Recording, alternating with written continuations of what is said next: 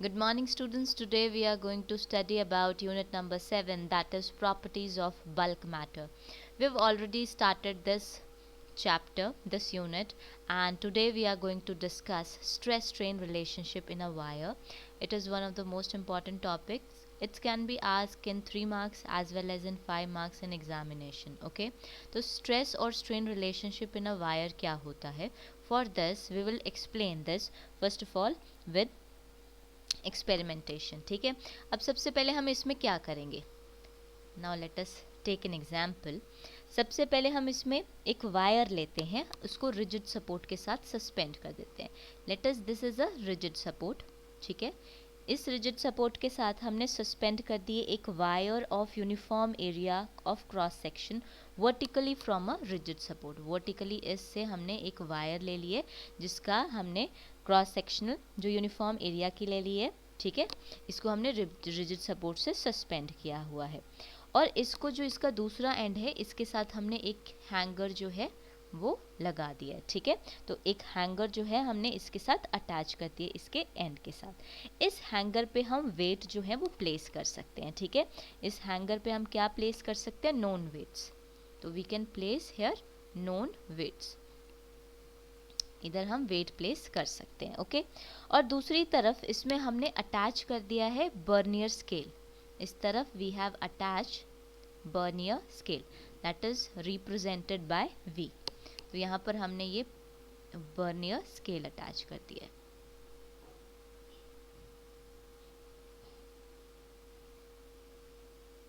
Okay, now like this. अब ध्यान से समझिएगा किया क्या है. सबसे पहले हमने सस्पेंड कर रखी है एक वायर जिसका यूनिफॉर्म क्रॉस सेक्शनल एरिया है. ठीक है, उसको हमने रिजिड सपोर्ट के साथ सस्पेंड कर रखा है. उसके एक एंड पे हमने हैंगर लगा रखा है जिसके ऊपर हम नॉन वेट जो है वो प्लेस कर सकते हैं. और इसी को हमने साथ में किसके साथ अटैच कर रखा है, इसको हमने बर्नियर स्केल वी के साथ अटैच कर रखा है. ओके, अब हम क्या करेंगे इस एक्सपेरिमेंट में, हम डिफरेंट तरह के नॉन वेट्स जो हैं इसमें डालते रहेंगे हैंगर के ऊपर. और हम क्या नोट करेंगे कि कॉरस्पॉन्डिंग एक्सटेंशन प्रोड्यूस कितना हो रहा है वायर में. ये जो आपकी वायर है ये कितनी एक्सटेंशन हो रहा है इसमें, एक्सटेंशन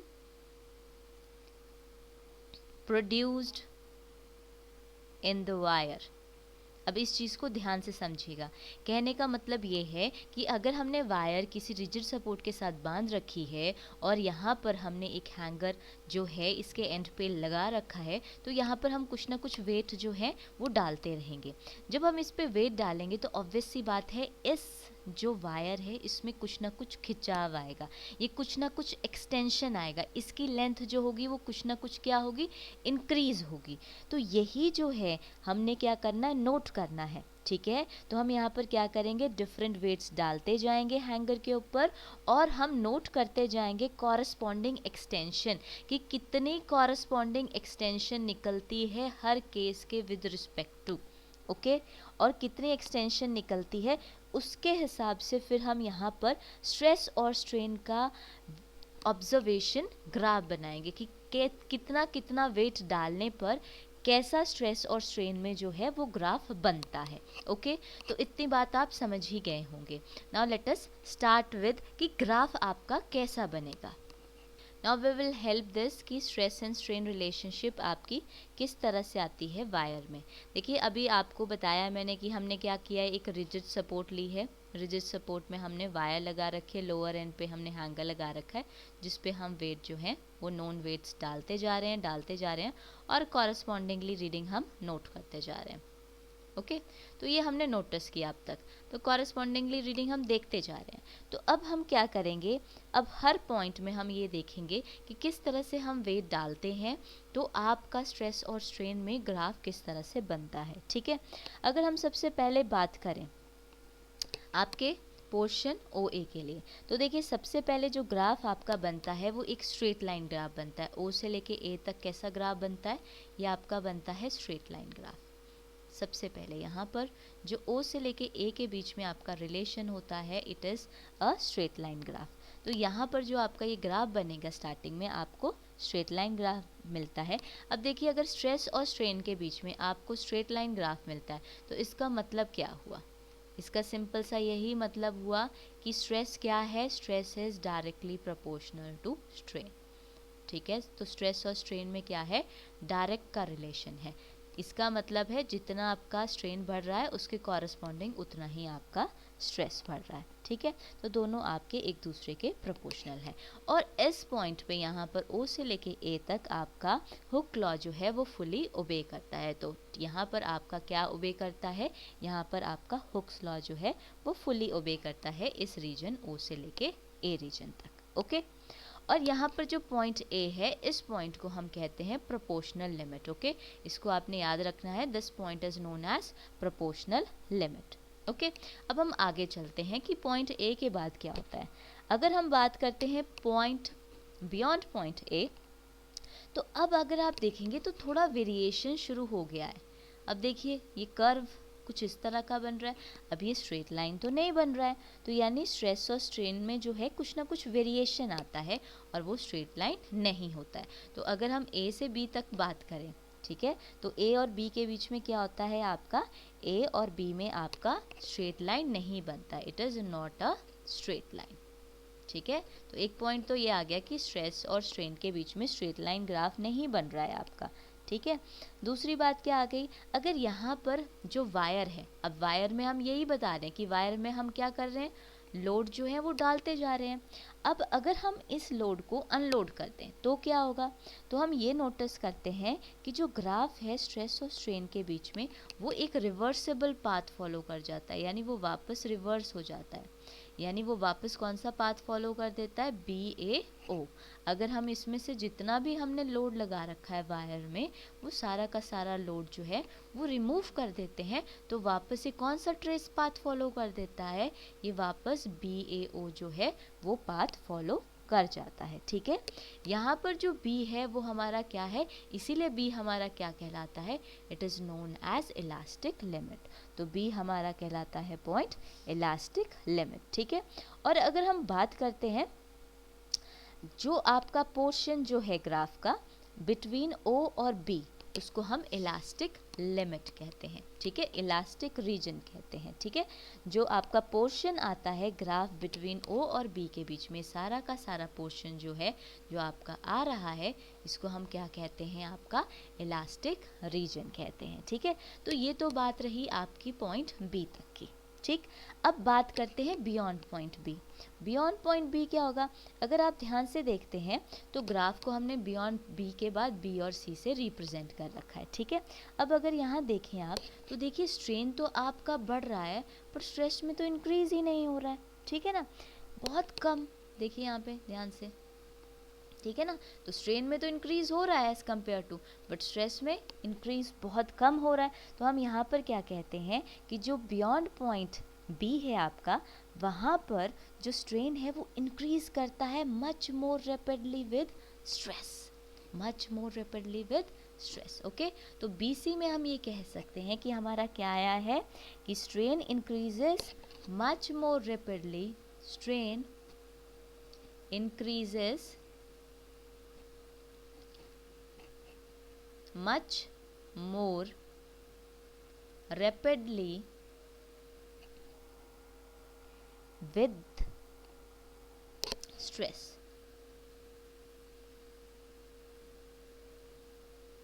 ठीक है, तो यहाँ पर आपके स्ट्रेन में इंक्रीज होता है much more rapidly with the stress. ठीक है, अब अगर हम स्लोप की बात करें स्ट्रेस और स्ट्रेन में बी और सी के बीच में, वो बहुत आपका कम आता है। ठीक है, अगर आगे बात करते हैं यहाँ पर, अगर अब हमने पहले बात की थी कि अगर हम बी पॉइंट पे अनलोड करते हैं तो वो वापस पाथ बी ए ओ ही फॉलो करता है, लेकिन यहाँ पर केस ऐसा नहीं है। अगर हम सी पॉइंट पे वायर को अब लोड करते हैं, यानी मतलब है कि इसमें जितना भी वेट लगा रखा है, अब इसको वेट को अगर हम रिमूव करते हैं तो क्या होगा, तो जो है आपका ग्राफ जो है स्ट्रेस और स्ट्रेन के बीच में वो क्या पाथ फॉलो करेगा, तो सी बी ए ओ नहीं फॉलो करता है, रिमेंबर दिस पॉइंट। वो कौन सा पाथ फॉलो करेगा, dotted path, that is C O dash. तो ये पाथ वो है वो फॉलो करता है, रिमेंबर दिस पॉइंट। ठीक है, और जो यहाँ पर आपका जो ये पॉइंट है, ये पार्ट जो है आपका, ये O से O डैश तक, ये क्या रिप्रेजेंट करता है? आपका स्ट्रेन, ठीक है। तो इसको हम कहते हैं कि जो आपका O डैश प्रोड्यूस हुआ है वायर में, इसको हम कहते हैं permanent set. It is known as permanent set, ये कहलाता है परमानेंट सेट। ओके, अब बात करते हैं हम बियॉन्ड पॉइंट C। अगर हम C पॉइंट के आगे चलते हैं तो इसके बाद आपकी जो वायर है वो start showing increase in strain. इसके बाद देखिए स्ट्रेन में कितना इंक्रीज हो रहा है without any increase in stress, मतलब काफ़ी ज़्यादा आपका स्ट्रेन में इंक्रीज हो जाता है स्ट्रेस, आपका स्ट्रेन में एज कम्पेयर टू स्ट्रेस, ठीक है ना। तो जो स्ट्रेस होता है उसमें बहुत ना के बराबर, तो हम यही कह देते हैं कि बियॉन्ड पॉइंट C क्या होता है? आपका जो स्ट्रेन है उसमें इंक्रीज होता है without any increase in stress, ठीक है। यहाँ पर जो है आपकी वायर जो है वो फ्लो डाउन होना शुरू हो जाती है, ठीक है। याद रखिएगा यहाँ पर वायर क्या होना शुरू हो जाती है? Flow down.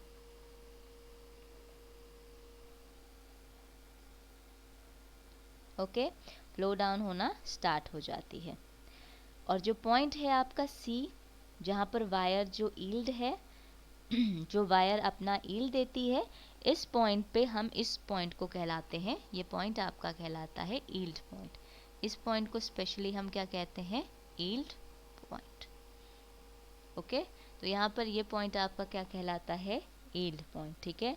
जो पॉइंट C है जहाँ पर वायर क्या करती है? ईल्ड करती है, yield to applied stress and begins to flow down, उस पॉइंट को हम क्या कहते हैं? आपका ईल्ड पॉइंट कहते हैं, ठीक है। अब बात करते हैं पॉइंट बियॉन्ड पॉइंट D। अब D की बात करते हैं। D पे क्या होता है? जो ग्राफ होता है इसमें आपका जो पाथ फॉलो करता है वो कुछ D से E तक फॉलो करता है। यहाँ पर अगर हम वायर को अनलोड करते हैं तो यहाँ पर क्या होता है? वायर में थिनिंग स्टार्ट होना लग जाती है। क्या आ जाती है? वायर में थिनिंग, थिनिंग पतली पड़ना स्टार्ट हो जाती है आपकी वायर, ठीक है। तो वायर में पतलापन आ जाता है, ठीक है। तो इस पॉइंट में ऐसा होता है। तो जो आपका स्ट्रेस कॉरस्पॉन्डिंग टू पॉइंट आपका D आता है, that is breaking stress, and जो आपका, और you can say this is also called ultimate stress, ठीक है। तो आपका ये आपने ध्यान रखना है, जब आपकी वायर जो है वो पतली होना स्टार्ट हो गई तो उसके बाद यहाँ पर आपका ब्रेकिंग स्ट्रेस आ जाता है, और कॉरस्पॉन्डिंगली अगर हम बात करते हैं E पॉइंट की, तो यहाँ पर आपका क्या हो जाता है? यहाँ पर आपका फाइनली फ्रैक्चर पॉइंट आ जाता है, ठीक है। तो ये जो है आपका कर्व जो है ये पूरा का पूरा स्ट्रेस और स्ट्रेन को बताता है कि कहाँ पर प्रोपोर्शनल लिमिट है, कहाँ पर आपकी इलास्टिक लिमिट है, कहाँ पर आपका यील्ड पॉइंट आता है, कहाँ पर आपका ब्रेकिंग स्ट्रेस आता है, कहाँ पर आपका फ्रैक्चर पॉइंट आता है। ओके, तो यही चीज़ जो है हम एक्सप्लेन करेंगे अब स्टेप बाय स्टेप। तो सबसे पहले हम एक्सप्लेन करते हैं स्ट्रेस स्ट्रेन ग्राफ, ठीक है। अभी हमने पढ़ा सबसे पहले डिफरेंट रीजन्स पढ़े आपने स्ट्रेस एंड स्ट्रेन ग्राफ के। तो सबसे पहले बात करते हैं प्रोपोर्शनल लिमिट की। तो it is the region in which stress strain curve that obeys Hooke's law, ठीक है। अभी हमने बात की थी कि प्रोपोर्शनल लिमिट आपका वो रीजन होता है जहाँ पर आपका स्ट्रेस स्ट्रेन कर्व क्या ओबे करता है? हुक लॉ ओबे करता है। This limit the stress strain ratio gives us a proportionality constant, और यहाँ पर हमें जिस proportionality constant की वैल्यू मिलती है वो क्या होता है? आपका यंग मॉडुलस होता है, ओके। और यहाँ पर जो ग्राफ में हमने रिप्रेजेंट कर रखा है point OA in the graph represent the proportionality limit, ठीक है। तो यहाँ भी आपको दिखाया था ऊपर मैंने कि OA लिमिट जो है, ये देखिए ये आपका क्या कहलाता है? ये आपका प्रोपोर्शनल लिमिट कहलाता है, okay. Now let us talk about next point. Elastic limit की बात करें तो it is the point in the graph up to which the material return to original position. अब ऑब्वियस सी बात है, देखिए अगर हम वायर पे वेट डाल रहे हैं, पहले कुछ अमाउंट ऑफ वेट डाला, फिर कुछ अमाउंट ऑफ वेट डाला, ठीक है, फिर उस वेट को हमने दोबारा से अनलोड कर दिया, तो वो वायर क्या होगा? कुछ टाइम तक तो अपने ओरिजिनल पोजीशन में वापस आ जाएगा, ठीक है। बट ऐसा पॉइंट भी आएगा जब आप उस पर लोड डालते जाएंगे डालते जाएंगे डालते जाएंगे, तो वो अपनी वापस पोजीशन में, अगर आप उसको अनलोड भी करते हैं तो नहीं आ पाता है। तो इन्होंने क्या है कहा है कि इलास्टिक लिमिट है क्या, it is the point in the graph up to which the material return to original position। जब जो मटेरियल है अपनी ओरिजिनल पोजीशन में आ जाता है, when the load acting on it is completely remove, यानी जब लोड जो हम उस पर डाल रहे हैं उसको completely रिमूव कर देते हैं, तो उस पॉइंट में अगर वो वापस अपनी ओरिजिनल पोजीशन पे आ जाता है, ठीक है, तो उस पॉइंट की बात हो रही है यहाँ पे। तो बियॉन्ड दिस लिमिट कहते हैं अगर इसके बाद की बात की जाए, the material does not return to its original position and a plastic deformation start to appear. तो उसके बाद आपका प्लास्टिक डिफॉर्मेशन स्टार्ट हो जाता है। तो सिंपल सी बात ये है, इन्होंने यहाँ पर ये बताया है कि इलास्टिक लिमिट क्या होती है। इलास्टिक लिमिट एक ऐसा पॉइंट होता है जहाँ पर अगर हम वायर को अनलोड कर देते हैं तो वो वापस अपनी ओरिजिनल पोजीशन में आ जाती है, ठीक है। लेकिन एक उसके बाद अगर हम उसमें और वेट्स डालते हैं और वायर जो है अपनी ओरिजिनल पोजीशन में वापस नहीं आ पाती है, तो उसमें क्या आ जाती है, उसमें डिफॉर्मेशंस आ जाती हैं, ठीक है। तो उसमें क्या आ जाती हैं, डिफॉर्मेशन आ जाती हैं, वो अपनी ओरिजिनल पोजीशन अटेन नहीं कर पाती, जैसा कि आपको यहाँ पर बताया था।